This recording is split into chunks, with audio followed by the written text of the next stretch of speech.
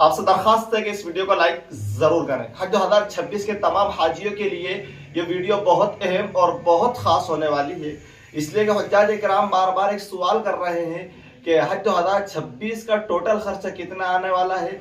तो मैं आज आपको एक अंदाजे के हिसाब से बताऊंगा कि आपका खाने का खर्चा, आपका टिकट का खर्चा, आपके खजूरें और तोहफे खरीदने का खर्चा और आपके टिकट वगैरह सब मिलाकर आपका एक हाजी के हिसाब से हज 2026 में टोटल कितना खर्चा आने वाला है वो बताऊंगा।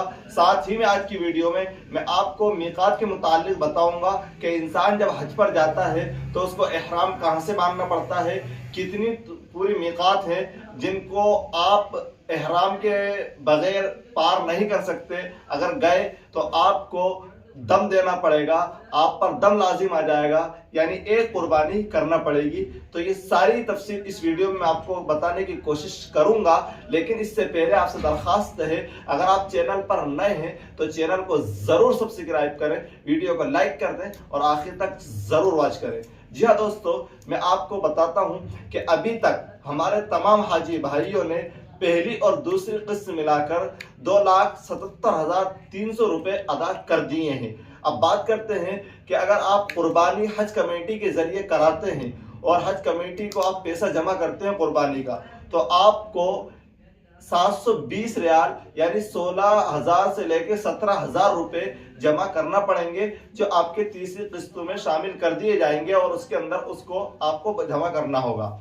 अच्छा, साथ ही में अब बात कर लेते हैं कि खाने का खर्चा, जो कि हज कमेटी की जानिब से पहली मरतबा ये सहूलत फराहम की जा रही है। पहली मरतबा हाजियों को हज 2026 के अंदर, इससे पहले कभी हज कमेटी ने खाने की सुविधा उपलब्ध नहीं की थी, पहली मरतबा की जा रही। तो इसका खर्चा कितना होगा, तो इसका अंदाजा लगाया जा रहा है कि तकरीबन 20 से 25,000 रुपए एक हाजी के हिसाब से आपको खाने के जमा करना होंगे। अच्छा, ये सब तीसरी किस्तों में शामिल कर लिए जाएंगे। बार बार ये भी पूछ रहे हैं कि तीसरी किस्त कब आएगी, तो रमजान के करीब आने की उम्मीद की जा रही है। कितनी आएगी, तो इसकी रकम जो होगी, इसका जो पैसा होगा, ये शहरों के एतबार से कम ज्यादा हो सकता है, यानी जिसका जो एम्बार्केशन पॉइंट होगा उस हिसाब से ये मुख्तलिफ होगी, कम ज्यादा हो सकती है। बड़े शहर वगैरह जैसे कि मुंबई है, तो यहाँ से तकरीबन 70 से 80,000 रुपए तीसरी किस्त आपको भरना होगी। और छोटे शहर जो हैं जैसे कि विजयवाड़ा है, जम्मू है, गया है, गुवाहाटी वगैरह है, यहाँ से तकरीबन आपको 1,10,000 से लेकर 1,20,000 रुपए तक जमा करना पड़ सकते हैं। तो इन तमाम चीजों को मिलाकर कुल खर्चा कुर्बानी और खाने को मिलाकर बड़े शहरों के एतबार से एक हाजी का तकरीबन 4 लाख और छोटे शहरों के एतबार से एक हाजी का हज 2026 में खर्चा 4.5 लाख रुपए आ सकता है। इसके अलावा आजिमीन को अपनी जाती अखराजात 3,000 से 3,500 तक रियाल ले जाने का मशवरा दिया जाता है। कितने इंडियन रुपये के एतबार से 75,000 से तकरीबन 80,000 रुपए अपने साथ ले जाना चाहिए। यह रकम कहाँ में खर्चा की जाएगी, जो आप अपने रिश्तेदारों के लिए तोहफे वगैरह लाते हैं, खजूरें लाते हैं और दीगर ज़रूरियात के लिए आप इस्तेमाल कर सकते हैं। इस तरह से अगर पूरा जितना मैंने आपको बताया टोटल खर्चा अगर निकाला जाए तो एक हाजी को हज 2026 में कितना भरना पड़ सकता है, कितना खर्चा हो सकता है, तो बड़े शहरों के जहां से उड़ान होगी उन लोगों को 5 लाख और छोटे शहर वालों को 5,25,000 रुपए तक का खर्चा भरना पड़ सकता है। कुल खर्चा इतना हो सकता है। अब बात कर लेते हैं कि इंसान जब हज पर जाता है तो उसको एहराम बांधा जाता है और उसको नियत करना होती है। तो इस तरह के कुल मीकात 5 हैं। Number 1 जुल्हुलैफा, number 2 जुहफा, number 3 Kurnool Manazil, number 4 Yalamlam और नंबर 5 जातिर।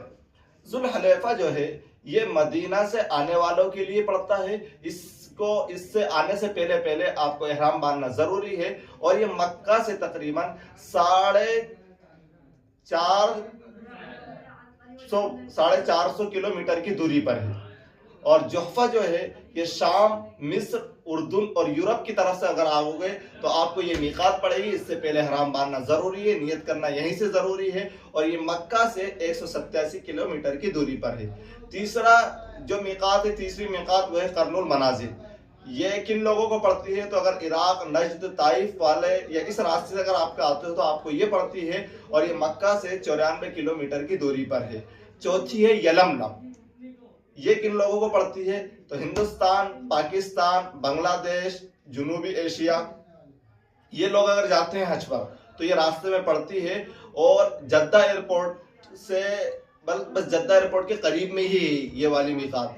इसी वजह से तो घर से हिंदुस्तानी हाजियों को, पाकिस्तानी और बांग्लादेश से अगर कोई हज पे जाता है तो फ्लाइट में बैठने से पहले इन लोगों को एहराम बनवा दिया जाता है।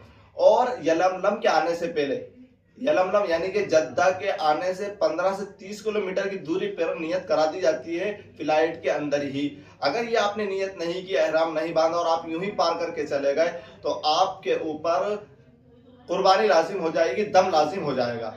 पांचवा जो मीकात है वो है ज़ात इर्क। ये इराक और ईरान से आते हैं तो ये आपको रास्ते में पड़ती है, और ये जरा रॉन्ग साइड है, इधर से कम आते हैं, लिहाजा बहुत कम इस्तेमाल होती है। और ये मक्का से 94 किलोमीटर की दूरी पर है।